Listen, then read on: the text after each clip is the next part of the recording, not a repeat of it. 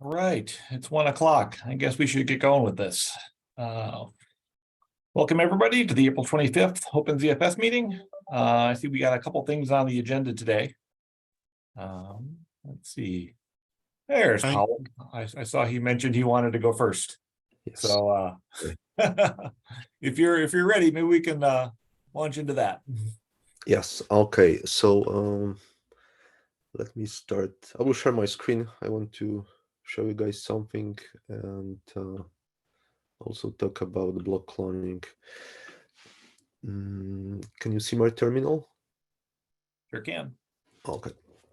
So when block cloning was merged to FreeBSD head, there were some issues. There was one data corruption with embedded blocks. We were overwriting 8 bytes when we had very little data. So between like 60 bytes and 112, this is where we use embedded block and this specific region that was overwritten. So that was a bit unfortunate. This was fixed, but there are some other issues that were found. Those were fixed as well, except for one. And this one turned out to be a bit harder to fix. And it made me to step back with the implementation and think about it more, because the debuff life cycle is extremely complicated. And there's a lot of like corner cases that we need to handle. And so this specific corner case was when we clone a block and then we wanted to partially overwrite the clone in the same transaction group. So for example, this is totally different case than cloning a block and fully overwriting the clone block. Those are different cases. And there are many corner cases like this. So I started to work on adding tests to ZFS test suite, and there will be a lot of tests, unfortunately. But I really want to like properly test everything. I can show you, like for example, some things I'm going to test, and this is really not full list, but I want to test like all the interactions where, for example, the block is destination block is not cached. We clone it, we, for example, overwrite it, then we read in the same transaction group, and then after exporting and importing the pool, we read it again. So this is done in a loop, but there are multiple cases like this, and basically I have like 4 loops and try all those cases one by one. So this one loop is around like 100 tests. Then we start from overwrite, we clone and then read. This is a different case. Then we have clone, overwrite, and clone again, and then read, and stuff like this. So there are many cases that are not obvious, and this is, I would guess, this is like 10% of stuff I want to test. I have different tests for like embedded blocks, holes. We have to test encryption. We have to test interaction with the duplication, and there are many cases, many more cases that need loops like this to be tested. And it all starts from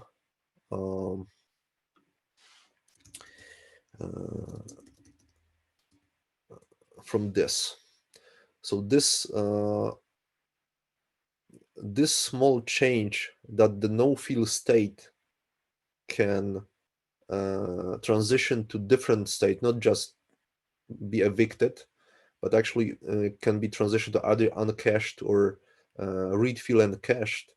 It changes a lot. We need to like handle those cases, because normally when the block is cached, we assume that we have the data, and if we have a clone, we already have dirty record, but we have no data. So we need to special case all those situations to handle this, to read the data from the clone if needed. So if we want to read clone block, or we want to overwrite, partially overwrite clone block, then we have to read it, we have to change the debuff state, undirty it again if needed, and stuff like that. So I spent a few days trying to understand the debuff life cycle, and I think I'm much closer to understanding it. Not sure if fully yet, but I think it's much better, and I will be sending the pull request soon. Once I finish the tests, I would want to publish this, and hopefully that will help. But another thing, block cloning was enabled by default, and this caused some problems because people started to upgrade pools, and there is not really going back. But I think, well, the problematic code was when we cloned the blocks. So what I would like to do is to, I implemented in FreeBSD, I implemented a switch that turns off block cloning, even if the pool was upgraded and we clone some blocks, we can still disable it. And in FreeBSD, we'll keep it disabled by default for now, but we can still free clone blocks. So people don't have to like worry about, I don't know, going through some like restoring the data from the backup before zpool upgrade and stuff like that. So I think it's like good solution in case that people already upgraded pools, and still it's good when people want to try block cloning, they can just enable it and just try it out and see if it works, and disable when they want. So the freeing code, I think it's much less complex, so that should be okay. So that's block cloning. Not sure if you guys have any questions. Yeah, thanks for the update. So how was that disable switch implemented on FreeBSD? So in FreeBSD, it was syscontrol. So it's only for FreeBSD for now. It was committed to FreeBSD. So I'm sure there is equivalent in Linux for configuration like that. But this was FreeBSD specific, and it's only in FreeBSD. It wasn't. I didn't send pull requests with this one yet. Yeah. So on the Linux side, this is one of those things we haven't wired up quite yet. All right. So I don't think anybody has used the block cloning functionality there yet. And it's not wired up to any of the syscalls. So that's also on the to-do list for us to work on once we get all the other bugs nailed down. But it's great to see the careful test suite being put together for it. That's excellent. Yeah. Yeah, I think I underestimated debuff lifecycle initially, unfortunately. But hopefully now I have better understanding, and okay. So we discussed rate limiting, I think, on the last call, and there was a lot of pushback to implement rate limiting to be hierarchical. So to be able to configure rate limits, for example, some like a single limit on one of the top data sets, and then basically just divide this limit into some lower data sets. And initial implementation didn't do that, and again I had to, but I'm grateful for the motivation and for the pushback, but I had to like think about this some more, because one of the concerns was performance, and lock contention if we decide to do this, because what we want is to work for this to work exactly as quotas. So we can configure, as you can see here, higher limits below, but we still want this higher limit to be enforced and not the bottom one. So I think with quota it works the same. You can configure higher quota than your parent, but still you have to, you won't be able to go over the parent's quota. And and we also, so this is prototype of the new design. It also includes using separate properties for separate properties for all the limits. So now we can, in theory, could do this more granular. So for example, include separate rate limiting for metadata operations. That was requested. I didn't want to pack everything because the previous implementation had like a single rate limit property, and all the limits were squeezed into this one. So I didn't want to overload that.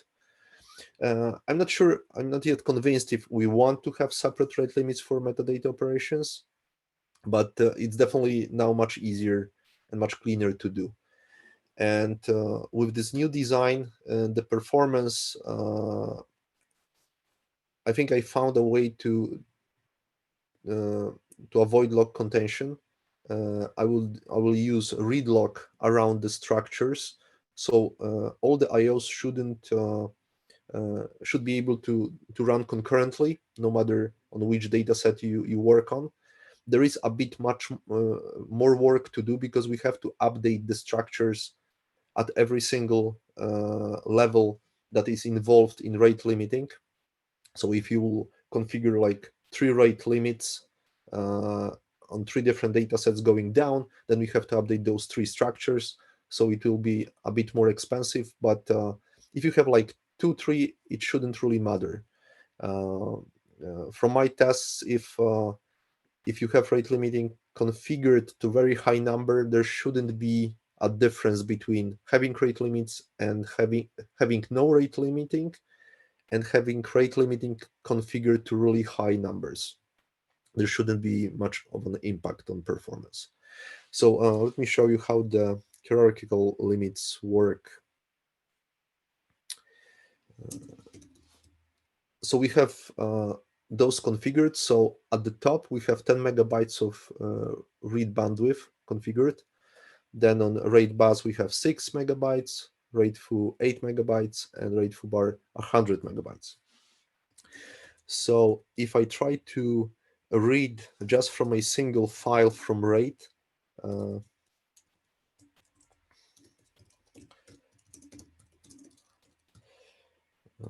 let's say 50, I should get 10 megabytes, right? Yeah, so 10 megabytes. Then if I read from like bus, I will get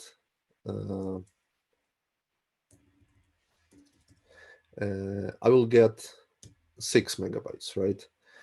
And but if I read concurrently from bus and foo, one have 6 megabytes, one have 8, both should do around 5 megabytes because the higher limit is 10 megabytes, right? So let's try to do this.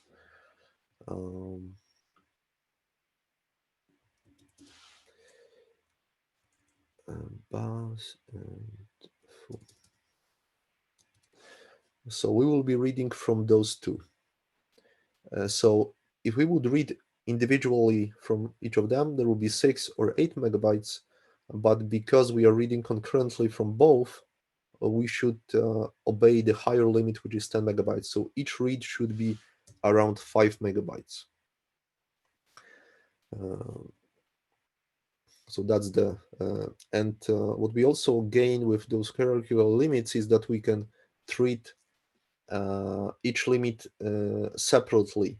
So we could configure like read limits here and operation limits higher or something like this. We could mix and match, which wasn't possible with the initial implementation. And the last thing is that when we try to read from full bar, this one, even though it has 100 megabytes, it should obey the higher limits, which is 8 megabytes.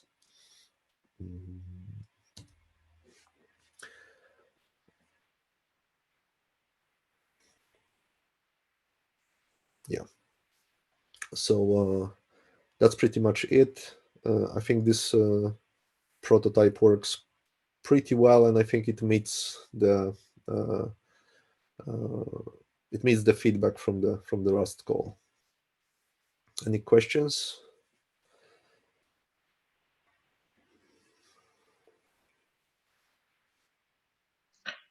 Paul, you said you're using read logs, but how are you updating stats and bunch of atomics? No, so actually, so to update each individual structure, I use write log. But write log is, so for example, let's say we would have something like this.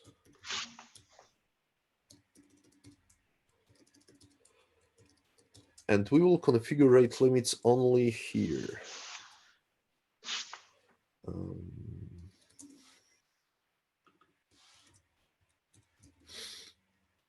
So now we have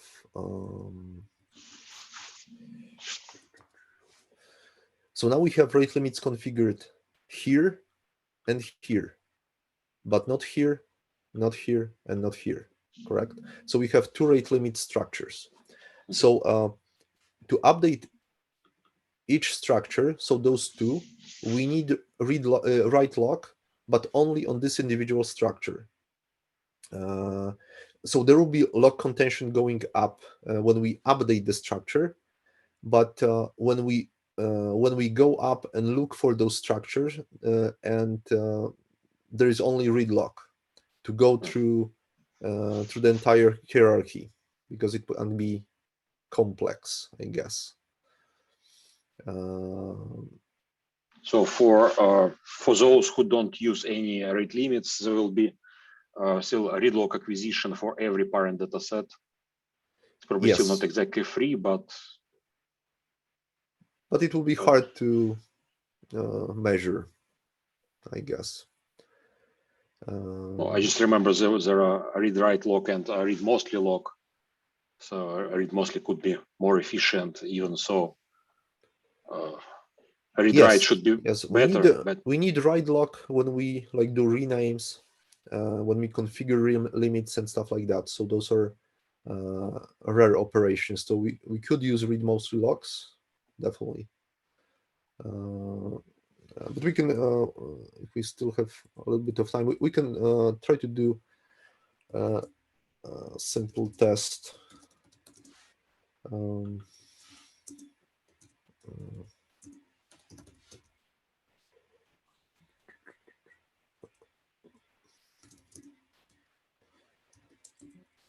Let's see.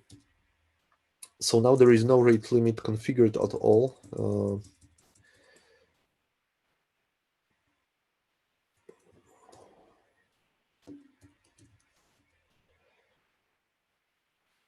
Yeah, so this is basically sparse file, so it will be quick.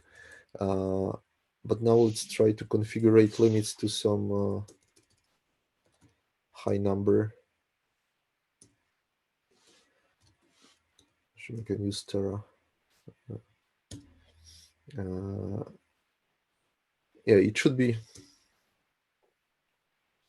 be close. But of course, yeah, if you have complex hierarchy and we have to update, we have a rate limits configured on the top data set, we will need to, there will be some log contention updating the structure from all the IOs coming up. But of course, even if you have all those a single data set and all the files in a single data set, you would still have exact same log contention on this structure, because every IO would need to update the structure. So for updates, it makes sense for those who enable rate limits. They kind of agree to overhear it. I'm more worried about case when rate limits are not used and we have multiple concurrent threads and running on in parallel, trying to acquire the same log even for read. No. So actually, I think there is a shortcut. So because each data set points at the rate limit at the data set that has the rate limits configured. So for example, this data set has a pointer to this one. So if the pointer is null, if there's nothing, there will be nothing. Really. Yeah, we don't acquire any logs. So it's nice. If it's not configured, then there is no overhead at all.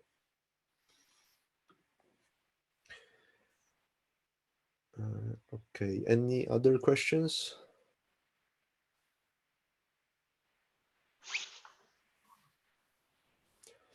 Okay, thank you for letting me go first because I have to leave early. So thank you guys. Take care. No problem. Thanks for showing us the current status of stuff. It's pretty cool. Thank you. Bye, guys. Yeah. So let's see. Next on the agenda, what do we got? I'll probably hop back to the top here. So an update on the GitHub action runners, right? And some work being done there. Is Tino on the call? Maybe not. So to give a little bit of background, I know a little bit about this. There's been some work to stand up some additional CI infrastructure to get better test coverage on some other architectures, PowerPC, AR64, or that kind of thing. And there's some resources available at OpenStack. So I know, I'm sure Tino can talk about it more, but the hope is to be able to take advantage of that kind of functionality and set up some new runners and just get better test coverage there, because right now we're still pretty x86 centric in the test coverage. So I don't know about any more of an update than that, other than it's a work in progress. So maybe we can circle that back to that if he's jumps on the call later. So something I do know something more about is the upcoming 2.2 release. So let me talk about that for a little bit. So we've got pretty much all the core functionality in now in the master branch for the 2.2 release. There's a lot of good stuff in there, a bunch of cool new features. I mean, we've been accumulating them for quite a while now. So the plan is to cut a 2.2 release branch, hopefully in the next couple of weeks, the sooner the better. So expect release candidates out for that shortly to start stabilizing and testing. They should be in good shape. They'll just be branched off the master branch as a 2.2 release. And I'll put out fairly frequent RCs. And when we're go through a couple of those and are happy with the stability, we'll tag a final 2.2 release. I think things are in pretty good shape at the moment. But we'll give it a little bit more testing, right, on a stable release branch. So if people are available to help test that and make sure it's really completely solid, that would be great. Are there any questions about that? Maybe I can address.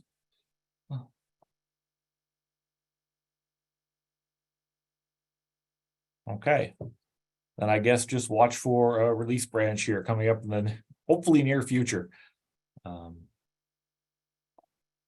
So following the 2.2 release, or at least making that branch, the other noteworthy thing is getting in some major new features. And one of those, you guys talked about last week, sorry, I missed that, but that's getting the OS X support in, right? So once we cut that branch, I think I'm watched last week's call and I agree it sounds like a good plan forward to get all those changes merged and get them stabilized. And that'll be a good time to do it after that release branch is cut. And then we can just move forward with that and get it integrated and, stand up any testing infrastructure we need eventually. But it'll be great to see that kind of stuff get integrated. So that should be coming up too.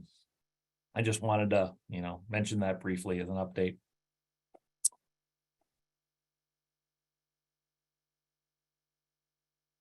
So let's see what else. I feel like I'm blowing through these kind of quickly. So if people have questions or topics, let me know.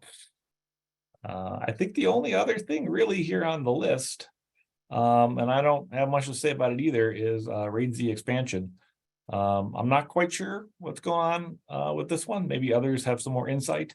But I know this is still, work that Matt did that needs to be needs more code review, needs more testing, it needs to be rebased. So there's still a bunch of work there to do done to get it finalized. I know people have done some testing with it, but it's still not quite wrapped up. But it would be great to push this work forward and get it rebased and tested, because I know this is a feature a lot of people are keen on.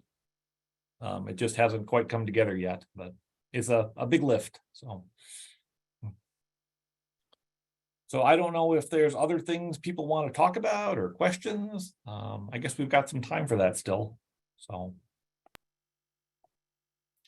Brian, I wanted to touch base very briefly about the issue I opened last week.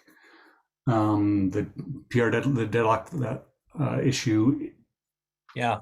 Given that you have the revert lined up, and it looks like Richard thinks it is his issue, are you going to go ahead and revert that for now? Yeah, that was my plan, was to go back and revert that right away. I was looking at the test results just this morning for that revert, and interestingly enough, it seems like Z-test is failing reliably after that revert. So I think I was about to merge it, and then I got stuck. I'm like, oh, we got to look at those test failures and see why. So there may be some other conflicts or things that need to be unwound there before we can get it integrated. But yeah, I think we should revert that and whatever else may inadvertently depend on it that we didn't notice. Yeah. All right. But so I will try to take a look at that, or I don't know if Richard might take a look at it too, or if you want to take a look at it, that'd be great. But yeah, I reran the Z-test a couple of times and they're failing pretty reliably, but I haven't had a chance to pull down the stack traces and look why. To see if it's the same deadlock. Yeah, I mean, who knows, right? Hopefully not. Yeah. But yeah, I was ready to revert it and say, it's an easy thing to do, take it out. But yeah, we got to do a little legwork first. Okay, sounds good. I don't know of any other significant issues in the master branch, but if you guys know of anything that's, open bugs or issues that are major, please let me know.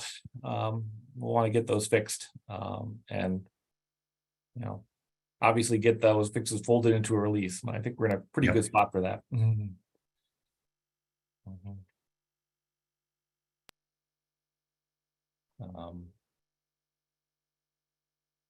Well, I don't think I have anything else, unless there are other topics here. It might end up being kind of a quicker meeting this week or month.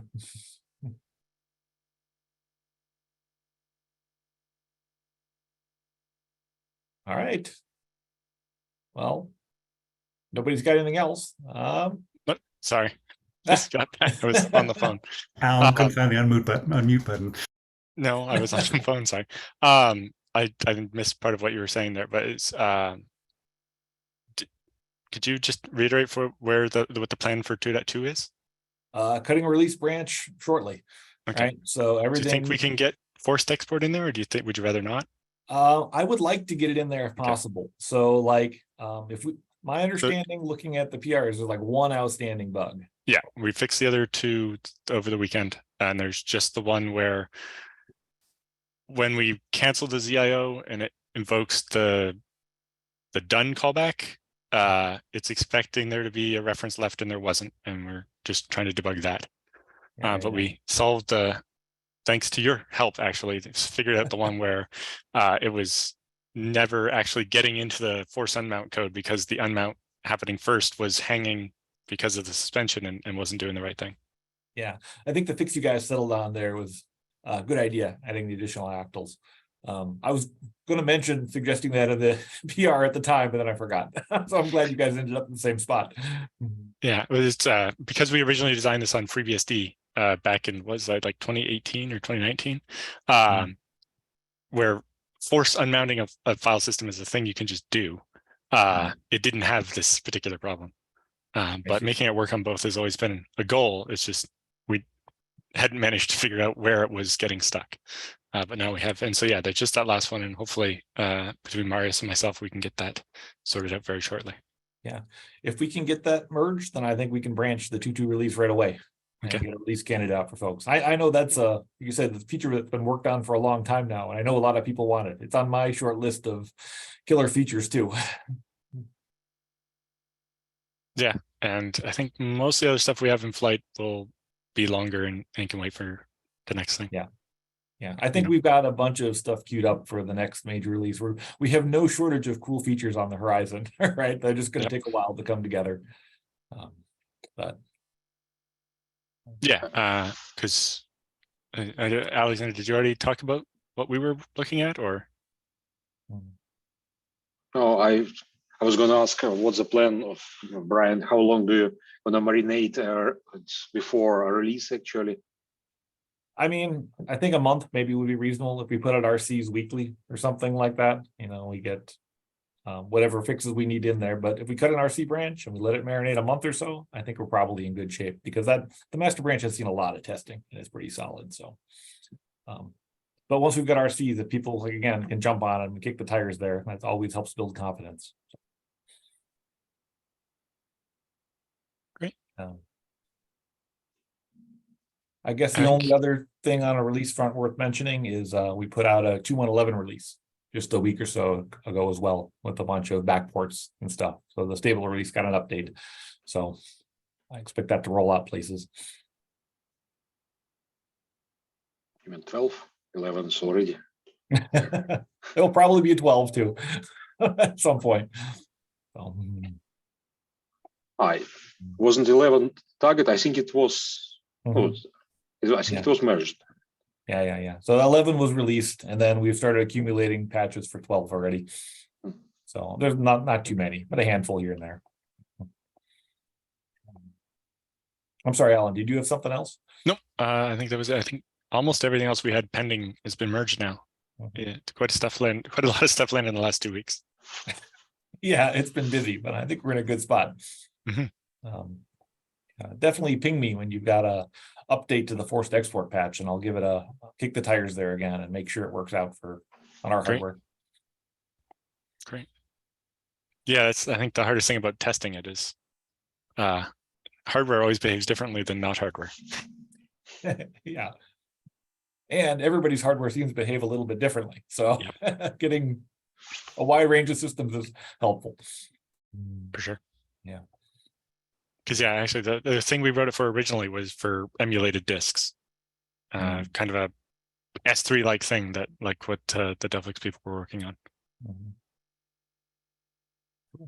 Okay, that's it for me. Okay. Well, if we don't have anything else, I guess we can call it a meeting, and you guys can get an hour or half hour back. All right. Well, thanks, everybody. Thank you. See you in a month.